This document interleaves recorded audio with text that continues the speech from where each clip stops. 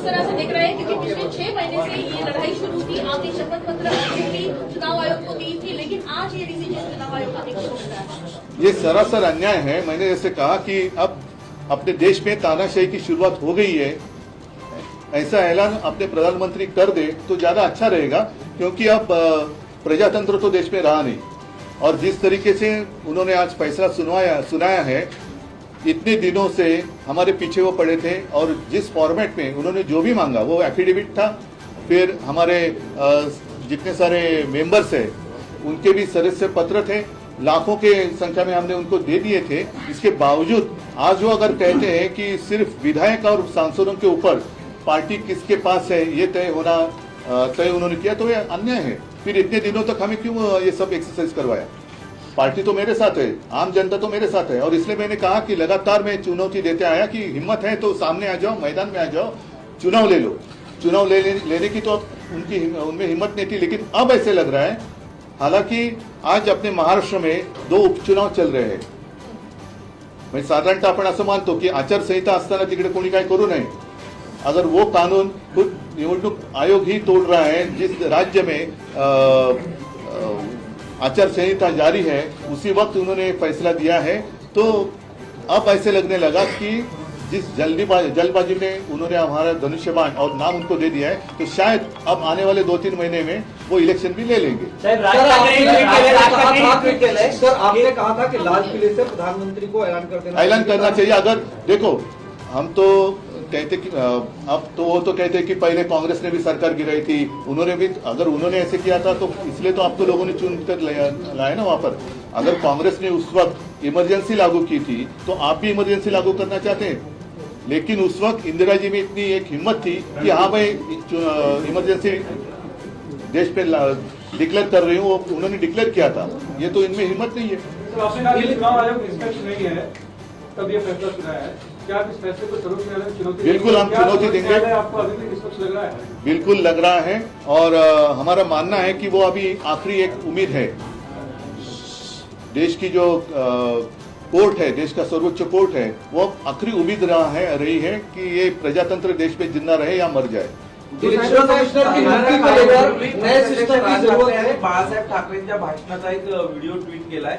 Sir, election commissioner की नियुक्ति को लेकर जिस तरह से न्यायाधीशों की नियुक्ति है उस तरह का एक पैनल होना चाहिए। पैनल होना चाहिए, क्योंकि ये तो सरासर दिख रहा है कि उनका गुलाम है। ये इलेक्शन कमिश्नर है और उनके खिलाफ प्रशांत भूषण जी केस भी लड़ रहे हैं। उन्होंने सब वो मुद्दे दिए हैं कि कैसे 24 घंटों में उनकी फाइल ले ली, कैसे क्या हुआ। तो जिस तरीके से अब वो न्याय व्यवस्था भी अपने अमल के नीचे लेना चाहते हैं। सर, भाजपा के लोग कह रहे हैं कि बाला साहब ठाकरे के विचारों की जीत है कि भाजपा के कौन से लोग? क्योंकि भाजपा के असली लोग जो है, भाजपा के असली लोग दिखाई नहीं दे रहे, सब बाजारू लोग वहाँ है और वही ज्यादा बकते हैं। सर,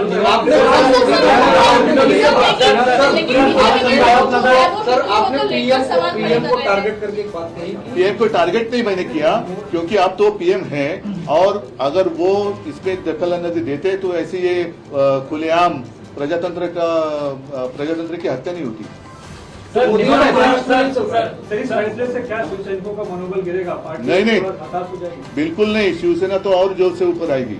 और अब मैं जो कह रहा हूँ लिख कर रखो, सिर्फ शिवसेना ही नहीं, आम जनता शिवसेना के साथ रहेगी। उद्धव साहेब, आपण सांगितलं की कदाचित महापालिका किंवा स्थानिक स्वराज्य संस्थेच्या निवडणुका सुद्धा इतर लागल्या जातील, अशा परिस्थितीमध्ये तुमच्याकडे धनुष्यबाण नाही या पक्षातले निम्मे आमदार गेलेले आहेत, मग काय झालं? परिस्थितीमध्ये पुढे निकाल काय लागतील असं वाटतं? पुढे एक तर आम्ही एक मिनिट, हीच परिस्थिती होती जेव्हा अंधेरीची पोटनिवडणूक झाली, तेव्हाही माझ्याकडे धनुष्यबाण नव्हतं, तेव्हा सुद्धा गद्दारी केलेलीच होती। तरी सुद्धा ज्या वेळेला सार्वत्रिक निवडणूक जेवढं मतदान झालं होतं त्याच्याहून जास्त मतदान पोटनिवडणुकीत झाले, मशाल चिन्हावरती झाले।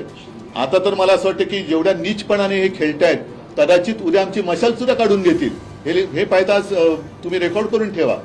कदाचित उद्या हे केंद्र सरकारचे गुलाम जे तिकडे आयुक्त बसलेले आहेत, हे उद्या आमची मशाल पण काढून घेतील, आणि त्याची आम्ही सगळ्यांनी तयारी ठेवली पाहिजे की मशालीची धग काय असते यानं दाखवलं लागेल। सर, सीएम आवास से लेकर जगह जगह पर सेलिब्रेशन हो रहा है। करने दो ना, अरे एक दिन तो चोरों को जश्न मनाने दो। सिर्फ उनको इतना ध्यान में रखना चाहिए कि ये चोरी है, अपना खुद का बनाया हुआ कुछ नहीं है।